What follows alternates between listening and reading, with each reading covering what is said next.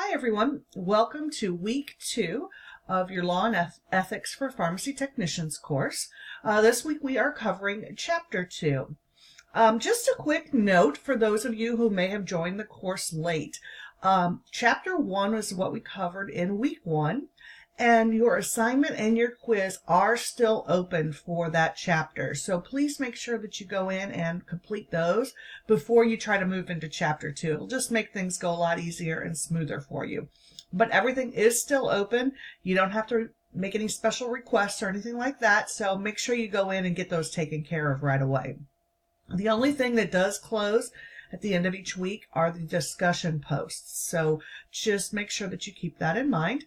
Also, as a reminder for everyone, make sure that you are completing your initial discussion post each week by Wednesday. And then you must post 2 replies, and they, they each must be 50 words or more. And those must be posted each week by Sunday. So you'll have a total of 3 discussion posts each week. Your initial post of 200 words or more, and then 2 replies of 50 words or more. And replying to me counts, so keep that in mind. So let's go ahead and take a quick peek at Chapter 2. Chapter 2 is about the principles of liability. And basically, liability is broken up into 3 different types. There is breach of contract. There is intentional torts, which means that this is something that's done with the intent to do something wrong. And then there's non-intentional torts, which would be like medical malpractice and things like that. You know, most of the time we think of, non-intentional torts, the malpractice that, somebody didn't intentionally set out to hurt someone else. The intentional torts is something that's kind of one of those vague ideas where we think, well, who in the world would go into the field of medicine and intentionally do something wrong, right? I mean, yeah, you hear stories, but it's few and far between, right? Well, let me give you a really good example of an intentional tort. Let's say my husband and I went out for dinner over the weekend, and we were sitting there having a discussion, and, we're having a few drinks and just talking about work, and he's telling me about his job. I'm talking about my job, and I say, you would not believe this crazy woman who came in today and wanted a refill on her prescription. Yeah, her name was Sarah Davis, and she came in and wanted her Prozac. Imagine that. She was crazy as a hoot owl. And, because there weren't any refills left, she's screaming and hollering at me. And it's not my fault because she didn't call them in on time, and she hasn't been to her doctor, and she obviously needs to go to her doctor because she's crazy. That's why she's taking the Prozac. And I go on and on and on about this.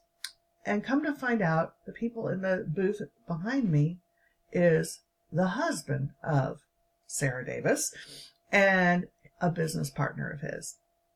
That is an example of an intentional tort.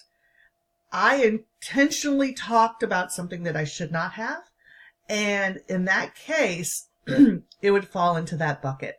So that's just one example of an intentional tort. I know sometimes it's kind of hard to wrap your brain around it, but anytime you do something like that, where, yes, maybe I wasn't intending on hurting her when I talked about her, but I knew by talking about her that I shouldn't have been. So that's kind of how that works. So from here, then you're going to go ahead, as you're reading through this chapter, you're going to learn a little bit about negligence. Negligence is any kind of care that's below what's expected. This is the most common liability in medicine. Basically, there's some sort of deviation from the plan, right? What normal people would do. It didn't happen. It is similar to medical malpractice, but you have to have certain things that occur in order for negligence to have occurred. So here are what they call the 4 Ds of negligence. So duty of care, dereliction, direct cause, and damages. So duty of care means that the healthcare professional owed a duty of care to the accuser. So they're obligated to do certain things. Dereliction means you breached your duty.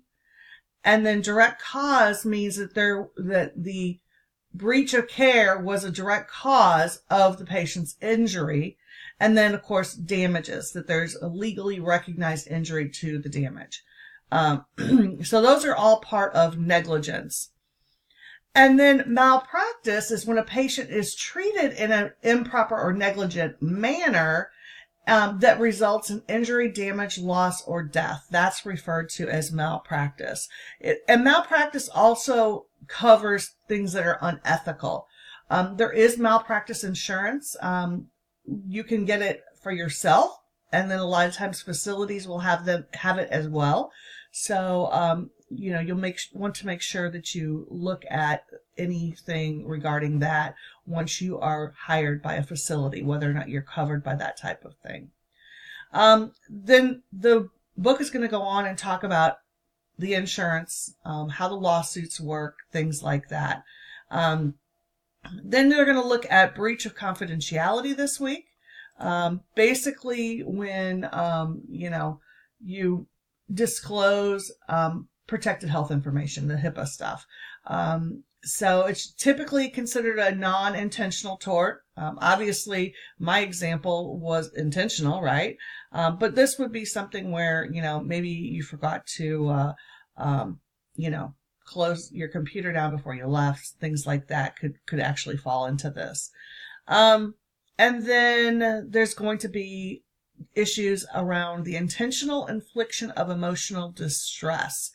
So this is where, again, we're going to fall into that whole idea of intentional things, right? The behavior is just so extreme and out there that it's going to cause the patient severe emotional distress.